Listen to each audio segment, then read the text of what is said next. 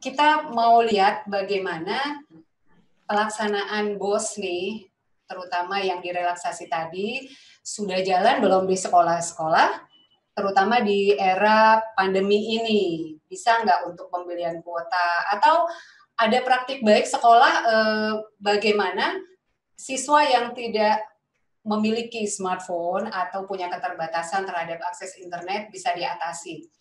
Nah, pembicara yang kedua kali ini adalah Ibu Kepala Sekolah SDN 007 Cipaganti, Bandung.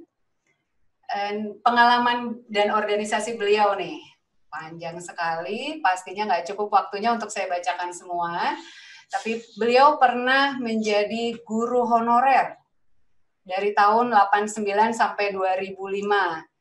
Nah, ini yang awal ya Bu, awal karir sebagai pendidik.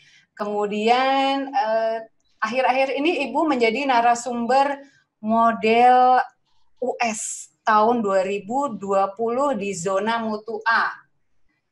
Ibu Lilis juga membantu KKG G14 dengan program PKG melalui P4TK IPA. Jadi beliau adalah ketua KKG ya Bu ya. Baik, sebelum Ibu menyampaikan paparannya, ada video yang akan ditayangkan dari SDN 007 Cipaganti.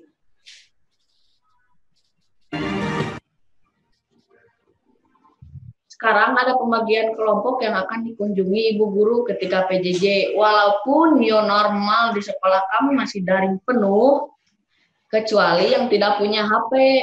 Tapi kami tidak akan jenuh karena sekarang ada kelompok belajar yang akan dikunjungi ibu guru walaupun tidak tiap hari. Jadi harus semangat ya. Wah, seru banget ya Bu ya. Benar-benar ini belajar dari rumahnya meskipun virtual, tapi masih digabung ya Bu dengan pertemuan atau tatap muka secara langsung supaya tidak bosan dan juga mengatasi keterbatasan siswa yang tidak bisa mengakses internet tentunya.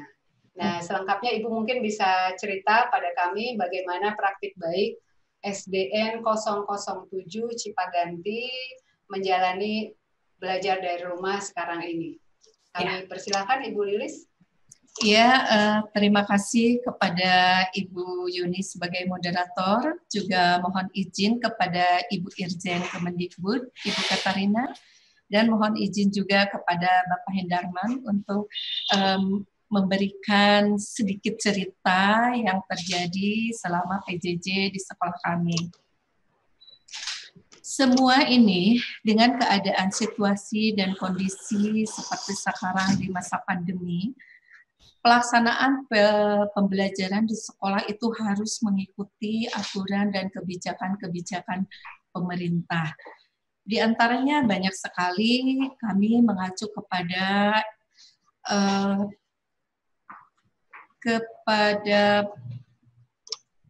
edaran Mendikbud nomor 01 tahun 2020 yaitu tentang kebijakan Merdeka Belajar dalam penentuan kelulusan peserta didik dan PPDB. Kami melaksanakan kelulusan maupun PPDB itu secara online. Kelulusan berbeda dengan tahun dulu, kelulusan kelas 6 itu dilaksanakan melalui virtual.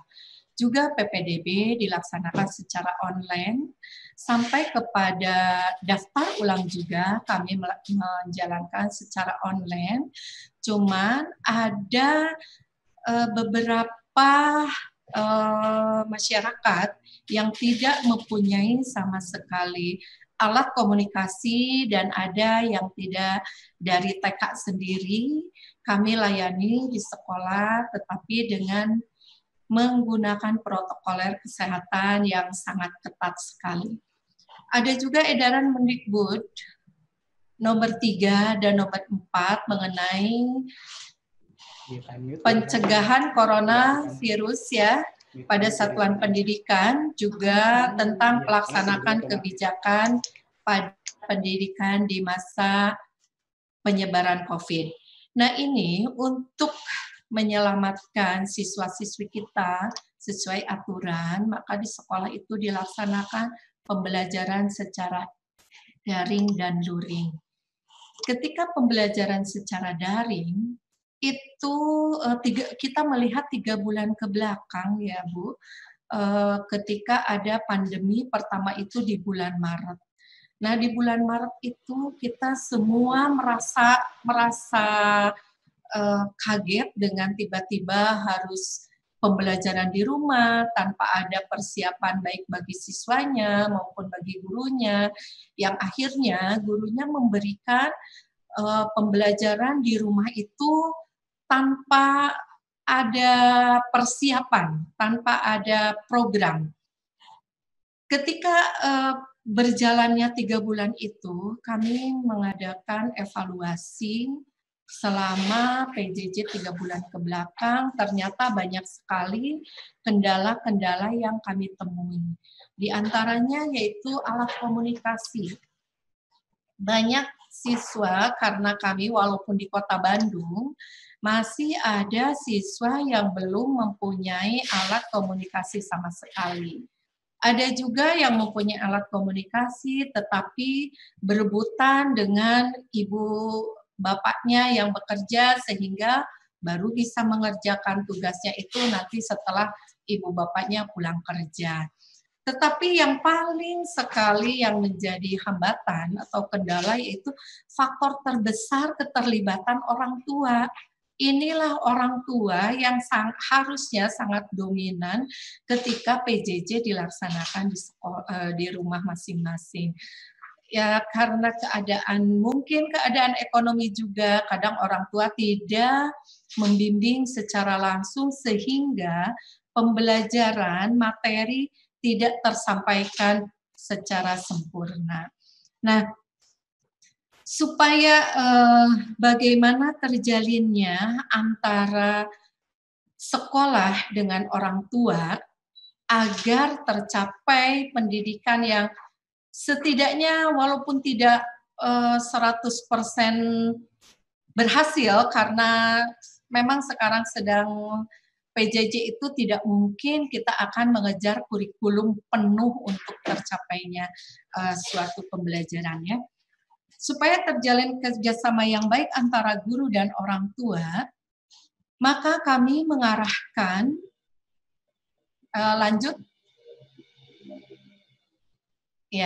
kami mengarahkan guru supaya interaktif. Jadi guru itu menjemput bola, ya harus interaktif, banyak komunikasi dengan orang tua karena memang orang tua lah yang akan menjadi leadernya di rumah, bukan lagi guru. Guru memberi, memfasilitator, tetapi orang tua lah yang menjadi sangat pentingnya dalam pembelajaran PPB ini. Kemudian membuka ruang komunikasi antara orang tua dan wali kelas. Sekolah kami membuat grup WA untuk komunikasi baik orang tua, wali kelas, dan saya sendiri sebagai kepala sekolah ikut masuk ke dalam grup WA itu untuk bisa memantau perkembangan siswa, untuk bisa melihat apalagi kendala yang ada sehingga siswa tidak belajar seperti biasanya. Juga kami menjadwalkan Zoom meeting dengan orang tua. Nanti ada program sebulan sekali untuk Zoom meeting dengan orang tua agar terjalinnya komunikasi sehingga pembelajaran tidak lagi menjadi jenuh dan membosankan bagi siswa. Agar pembelajaran jarak jauh, lanjut. Ya, agar pembelajaran jarak jauh itu sangat menyenangkan bagi siswa, karena kemarin masukan dari siswa banyak sekali yang bilang saya ingin sekolah karena jenuh di rumah. Begitupun orang tua. Nah, kami mengadakan di sekolah itu kiat-kiatnya bagaimana supaya pembelajaran PJJ ini menyenangkan bagi siswa. pada adaptasi kebiasaan baru ini. Seru belajar kebiasaan baru itu harus ditingkatkan pada siswa. Karena sekarang siswa itu sudah mulai agak bosan, agak jenuh dengan pembelajaran terus-menerus di rumah. Maka kami pun sekolah mengambil kebijakan untuk satu, peningkatan kompetensi guru di bidang IT. Jadi yang kami bidik, saya sebagai pimpinan di sekolah, yang kami bidik itu adalah gurunya dulu. Gurunya itu harus mampu menggunakan IT. Nah, dengan tadi menghubungkan dengan BOS, dana BOS, kebetulan ada juga untuk peningkatan mutu guru, maka kami menggunakannya dengan mengadakan workshop IHT, yaitu workshop membuat media pembelajaran. Contohnya dengan membuat email, supaya guru bisa membuat email sendiri. Tentunya guru sudah bisa semua, cuman untuk membuat email bagi siswanya harus mampu juga. Kemudian guru itu harus mampu mengadakan Zoom meeting sendiri. Guru harus mampu menjadi host di Zoom meeting untuk bertemu dengan siswanya maupun dengan orang tua. Juga guru harus mampu membuat video pembelajaran. Jadi hasil evaluasi yang kemarin itu, guru itu belum sampai dengan membuat video pembelajaran sendiri. Jadi yang digunakan adalah video pembelajaran yang ambil dari YouTube, terus tugas-tugas. Kalau sekarang, guru itu sudah mampu membuat video pembelajaran sendiri. Kemudian penguatan kembali melalui komunitas guru. Komunitas guru itu seperti kelompok kerja guru yang disebut dengan KKG. Tetapi sebelum keluar, kami di sekolah sendiri sudah merekatkan komunitas guru sendiri di lingkungan sekolah dengan saling membantu ketika membuat video pembelajaran. Yang satu menjadi artis, yang satunya membantu membuat video pembelajaran. Itu kami tekankan kepada guru agar semua video pembelajarannya hasil dari guru sendiri. Biar siswa tahu, oh bu guru saya nih membuat pembelajarannya oleh gurunya sendiri ya. Kemudian membuat ruang komunikasi dengan orang tua untuk memberikan pembelajaran lewat daring. Nah, komunikasi ini dengan orang tua itu berupa yang paling sederhana itu berupa WA. Karena WA itu akan digunakan oleh guru sebagai alat informasi juga, menyampaikan informasi, menyampaikan tugas-tugas, dan mengumpulkan tugas-tugas. Itu bagi siswa yang mempunyai alat komunikasi. Tetapi nanti kita ada juga yang siswa yang tidak mempunyai alat komunikasi sama sekali, sekolah memfasilitasinya dengan tugas-tugas secara luring. Nanti guru sendiri yang akan datang menyampaikan tugas selama 1 minggu ke depan. Jadi tidak tiap hari guru itu datang mengunjungi siswa, tetapi guru itu akan 1 minggu sekali untuk memberikan tugas siswa dan nanti mengambil hasilnya siswa. Itu bagi yang luring. Dengan dananya itu, ya itu menggunakan dari dana BOS, karena ketika masa COVID ini, dana BOS bisa digunakan untuk pembelajaran juga selain untuk memberikan pulsa kepada guru, karena memang ketika daring kan guru selalu menggunakan internet. Kemudian memberikan home visit juga. Nah, home visit ini yaitu tadi guru datang ke mengunjungi rumah siswa. Kita membentuk di sekolah itu membentuk satu kelas itu dibagi 4 kelompok. 4 kelompok itu akan dihadiri oleh guru pada setiap kelompoknya. Jadi minggu pertama guru akan datang ke kelompok 1, hanya 1 kali. Jadi dalam sebulan itu guru bisa bertemu muka dengan siswa hanya 1 kali. Kalau kita jumlahkan sampai bulan Desember, guru itu hanya bisa bertatap muka dengan siswa itu hanya 5 kali. Sesuai dengan edaran dari Disdik juga, minimal 1 kali dalam sebulan siswa bisa bertemu muka dengan gurunya. Kegiatan rutin juga mengadakan Zoom meeting dengan siswa minimal 1 bulan sekali. Jadi Zoom meeting itu bukan dengan orang tua saja, kita menekankan juga kepada guru, ayolah kita harus melaksanakan Zoom meeting juga dengan siswa untuk mendekatkan batin antara siswa dengan gurunya. Karena siswa sekarang itu sangat rindu, selain ingin sekolah juga rindu kepada gurunya. Nah, salah satunya itu dengan Zoom meeting kepada siswanya. Juga ada BP ya, bimbingan penyuluhan penanganan khusus secara langsung. Ini diberikan kepada siswa yang khusus, kalau tadi berkelompok, kalau sekarang khusus. Ketika siswa ini jauh dari akses dengan teman-temannya, juga tidak mempunyai alat komunikasi, dan dia terpencil. Karena walaupun di Bandung masih ada penduduk yang terpencil jauh dari tetangganya, sulit untuk berkomunikasi. Nah, disinilah guru mengadakan bimbingan langsung, datang ke rumah siswa tersebut, memberikan tugas supaya siswa tersebut mendapatkan haknya untuk belajar. Intinya itu supaya terciptanya seru belajar, kebiasaan baru untuk membangkitkan lagi senangnya anak belajar, yaitu dengan tidak membebani siswa.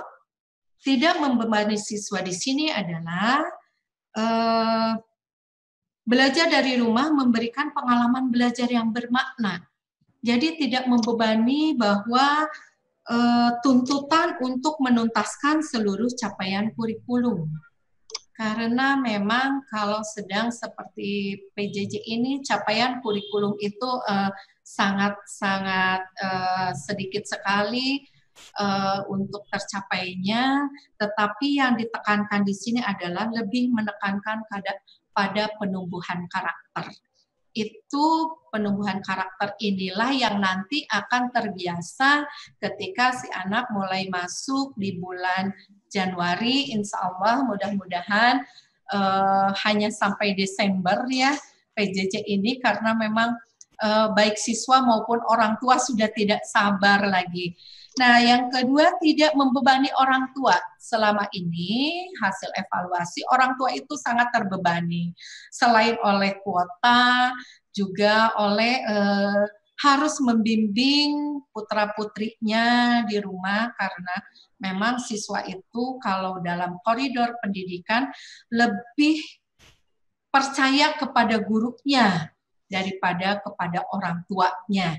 Nah, disinilah peran orang tua harus bisa menggantikan peran guru di sekolah. Kemudian pembelajaran yang dilaksanakan di rumah itu harus mengacu kepada aktif, kolaboratif, dan integratif.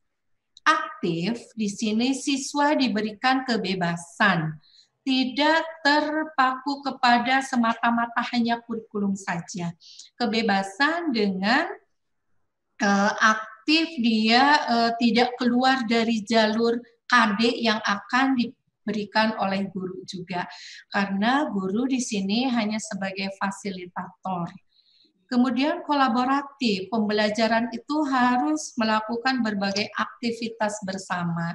Seperti tadi berkelompok itu merupakan kolaboratif untuk menyelesaikan masalah. Siswa itu tidak bisa menyelesaikan masalah ketika ada yang perlu dikerjakan sendiri, dia tidak bisa, jadi harus bergabung dengan temannya sendiri. Makanya tadi kita mengadakan kelompok belajar. Itu tidak banyak, paling 7 orang dengan memenuhi protokoler kesehatan, itu tidak lepas dari salah satunya masker. Juga secara integratif, yaitu terpadu, mengaitkan beberapa mata pelajaran sehingga peserta didik memperoleh pembelajaran yang lebih bermakna. Jadi di PJJ ini kita tidak menekankan hanya pengetahuan saja, tetapi yang lebih ditekankan lagi yaitu untuk pengalaman hidup, baik sikapnya maupun keterampilannya. Juga menekankan pada penumbuhan karakter ya.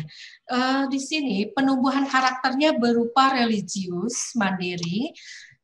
Orang tua yang ikut pada komunitas informasi pada WA, guru selalu memberikan penguatan ketika mau pembelajaran dimulai. Seperti di sekolah pada umumnya, ketika masuk pada umumnya, guru itu selalu sebelum memberikan pelajaran itu mengajak siswanya dulu untuk membacakan Asmaul Husna, membacakan ayat-ayat pendek. Itu karena di sekolah kami itu ketika tidak adanya pandemi itu sudah terbiasa. Pembiasaan karakter itu sudah kami lakukan, baik dari segi nasionalisnya, karena pagi-pagi selalu lagu Indonesia Raya dibacakan. Setelah pembacaan ayat-ayat suci Al-Quran, ayat pendek, terus ayat Asmaul Husna, juga tidak lupa karakter Bandung Masaginya tidak hilang. Karena kita ada hari tertentu untuk penumbuhan karakter di Bandung Masaginya. Alhamdulillah dan insya Allah program kami sudah berjalan dengan baik karena respon dari orang tua itu sangat mendukung. Tanpa kerjasama orang tua, pembelajaran tidak akan berjalan dengan lancar. Ketika orang tua sudah menjalin komunikasi, insya Allah kerjasama selama ini yang diharapkan oleh orang tua, oleh siswa maupun oleh guru sendiri akan berjalan dengan lancar. Mungkin itu pengalaman di sekolah kami untuk membangkitkan seru belajar kebiasaan baru, sehingga alhamdulillah siswa itu selalu menagih ketika ada di grup, selalu menagih, Ibu kapan kita mau belajar lagi? Ayo Bu, kita nyanyi dulu, ayo Bu. Guru juga, saya menekankan kepada guru untuk selalu menyapa kepada orang tua sebelum pembelajaran dimulai, dan ketika pembelajaran sudah selesai, guru harus memberikan penghargaan dengan mengucapkan selamat, terima kasih kepada orang tua telah membimbing. Nah, kata-kata walaupun kata-katanya itu tidak terlalu memuji, tetapi bagi orang tua itu sudah sangat-sangat merupakan motivasi, sehingga orang tua sekarang selain guru siswanya belajarnya senang, orang tuanya juga sekarang sudah terlihat senang. Sudah hilang lagi kejenuhan karena kita bekerja sama walaupun melalui daring. Dan itu mungkin yang bisa saya sampaikan, mudah-mudahan bisa menginspirasi yang lain untuk menumbuhkan belajar yang seru bagi siswa dan belajar juga yang seru bagi orang tua, karena bukan siswa saja di sini, orang tua juga ikut belajar. Ya, gitu ya. Terima kasih kepada moderator, diberikan waktunya, juga kepada Ibu Irjen, Bapak Hidarman, para narasumber yang lain, Mas Fadli juga mungkin nanti ada pengalaman tersendiri bagaimana orang tua mendampingi siswanya belajar.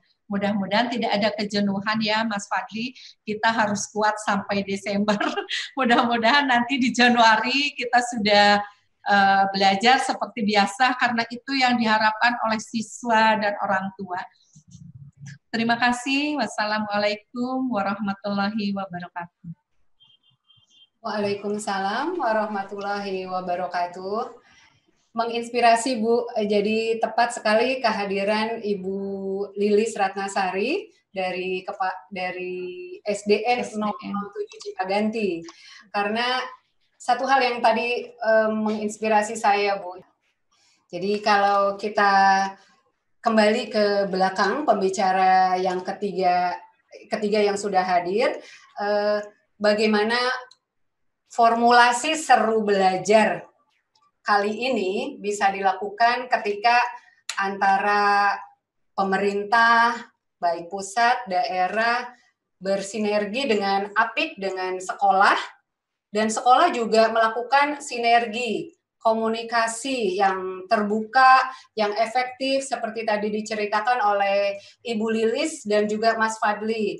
Gimana ketika ada anaknya yang belum ngumpulin tugas, gurunya ada yang mengingatkan gitu, karena orang tua kadang-kadang kan mungkin kelupaan karena melakukan aktivitas yang lain juga, baik di rumah maupun aktivitas di luar rumah, sehingga itu penting banget.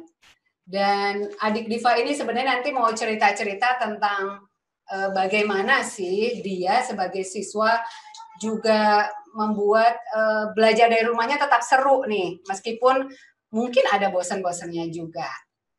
Baik, sambil menunggu Diva terhubung kembali dengan kita di sini, ada pertanyaan untuk Ibu Lilis. Ibu Lilis masih bergabung bersama kami? Masih. Ya, baik. Ya. Pertanyaan dari Ibu Siti Nurjana. Assalamualaikum Ibu Lilis, saya mau tanya, selama PJJ, bagaimana cara kita bisa mengontrol pengembangan pemahaman siswa yang efektif selain pemberian tugas? Ya, silakan langsung dijawab Ibu. Ya, terima kasih Ibu Yuni. Akan saya jawab. Yang pertama, kita untuk mengontrol pengembangan pemahaman siswa itu kan ada ruang komunikasi ya. Ruang komunikasi antara orang tua dengan guru, yaitu dengan membentuk grup WA. Nah, di situ kita bisa melihat hasil dari siswa tersebut ketika si anak peserta didik itu mengumpulkan tugas. Nanti kan di situ kelihatan betul atau salahnya, kurang tepatnya siswa mengerjakan tugas. Apabila hasilnya kurang memuaskan atau keluar dari pertanyaan, berarti siswa itu tidak paham atau belum paham dengan soal yang diberikan oleh tugas yang diberikan oleh guru. Nah, nanti guru akan memberikan pelayanan secara khusus, dilihat, dikelompokkan mana saja siswa-siswa yang belum paham. Tentunya dari sekian jumlah siswa, pasti ada beberapa siswa yang belum paham, karena memang tidak ada penjelasan secara langsung ketika guru memberikan tugas. Nah, setelah dikelompokkan nanti, barulah guru membuat kesepakatan di grup itu dengan orang tua supaya bisa bertemu dengan siswa tersebut untuk memberikan penjelasan yang lebih mendetail lagi agar siswa tersebut lebih paham lagi kepada yang diberikan soal-soal oleh guru. Nanti diprogramkan seperti itu kepada gurunya, dan gurunya juga sudah mempunyai program tersendiri untuk menyelesaikan masalah-masalah yang ada pada siswa.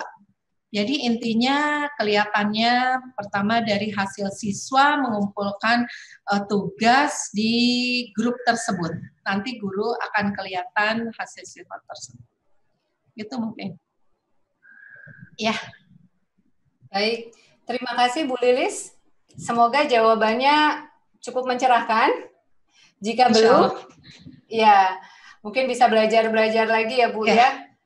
Karena materi pembelajaran secara daring sekarang sudah banyak juga tersedia di internet.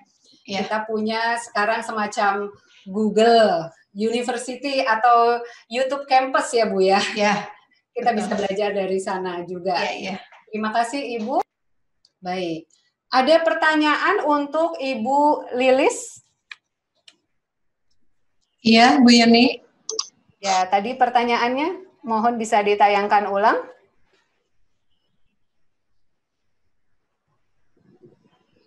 Ya, Ibu Lilis.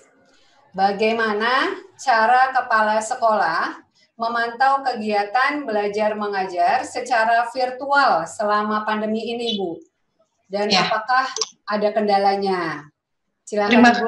Ya, terima kasih Bu Yuni, akan saya jawab. Cara memantau kegiatan belajar mengajar siswa secara virtual itu kita lihat di WA Group. Karena di WA Group juga guru memberikan absensi. Ketika absensinya masuk berarti anak itu ikut pembelajaran. Nah, selain dari absensi, kita juga bisa memantau dari tugas-tugas yang dikumpulkan kepada guru. Karena saya sendiri memantaunya ikut ke setiap grup, setiap jenjang. Jadi ada 12 rombel, saya ikut ke setiap kelas. Jadi bisa memantau juga secara langsung bersama guru. Kendalanya banyak sekali ya, ada kendalanya ketika siswa tidak bisa mengumpulkan tugas secara langsung karena harus menunggu orang tuanya pulang dari kerja. Dia baru bisa mengerjakan karena alat komunikasinya barengan. Melalui virtual itu yang menjadi kendala itu ketika alat komunikasinya harus bergantian, baik dengan orang tua maupun dengan kakaknya, sehingga tugasnya suka ada yang telat. Tetapi itu tidak dijadikan kendala yang sangat berat karena kita sebelumnya, guru-guru sebelumnya sudah mempunyai kesepakatan dengan orang tua. Nanti orang tua mempunyai kesepakatan jam berapa dia akan mengumpulkan tugas ketika diberikan tugas oleh gurunya. Ya, jawaban dari saya itu Bu Yuni, mudah-mudahan dapat mewakili untuk Ibu siapa yang barusan bertanya. Ya, terima kasih Ibu Lilis. Ya. Mudah-mudahan sudah cukup mencerahkan ya dengan jawaban yang tadi disampaikan. Ya. Jadi kendala tetap saja ada ya Bu ya. Tetap ada. Ya, tetap ada. Ya. Cuman saya berusaha ikut ke setiap kelompok kelas itu, ke setiap grup kelas. Jadi bisa memantau guru dengan kepala sekolah secara langsung di grup itu.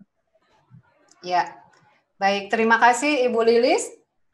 Ya, baik Bapak Ibu, di penghujung acara, sebelum kami tutup, kami mengundang Ibu Lilis ya, memberikan closing statement atau pernyataan ya, yang kira-kira menjadi kesimpulan dari apa yang sudah Ibu sampaikan dan pembicara lain, atau mungkin dari pertanyaan yang tadi muncul. Ya, silakan Ibu. Setelah diadakannya webinar, seru belajar kebiasaan baru, ayo kita kepada para orang tua, jangan bosan mendampingi putra-putrinya belajar. Ciptakan seru belajar agar putra-putrinya tetap bisa meraih prestasi walaupun pembelajaran melalui daring. Itu Ibu Yuni, statement dari saya.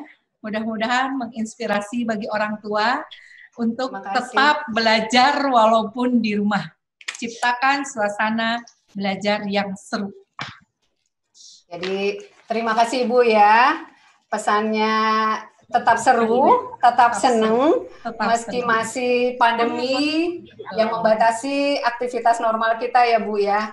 Terima kasih Ibu paparannya dan jawaban-jawaban atas pertanyaannya sangat bermanfaat untuk kita semua. Hmm.